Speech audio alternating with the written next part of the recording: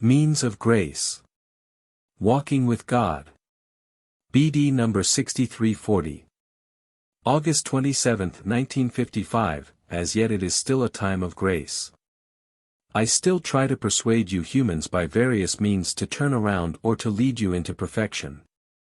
Only your will must not be entirely in opposition to mine. If you humans rebel against me, against your destiny in everything that is still intended to benefit your soul, then my means of grace will be ineffective, and then your life will also be at risk. The life of the soul. For then it will succumb to spiritual death. You humans ought to fit in with my will, you ought to realize that you are powerless by yourselves and passively surrender to the one who rules over heaven and earth. Only through such passive devotion will you improve your earthly life. And then also allow the means of grace take effect and achieve progress for your soul. It is the time of the end and therefore a time of great adversity because I still want to help people turn around or achieve perfection.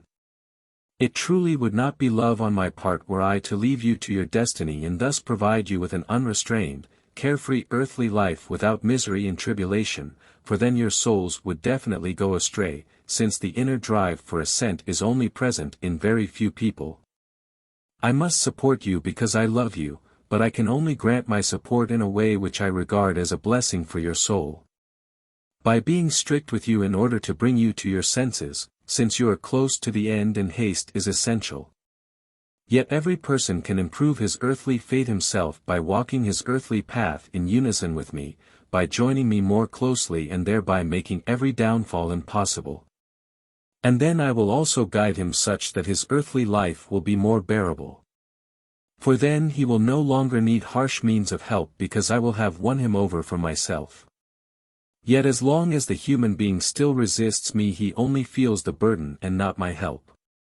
However, my love also applies to him and tries to win him over, only it uses different means which are nevertheless means of grace, because they only intend to achieve my living creation's return to me.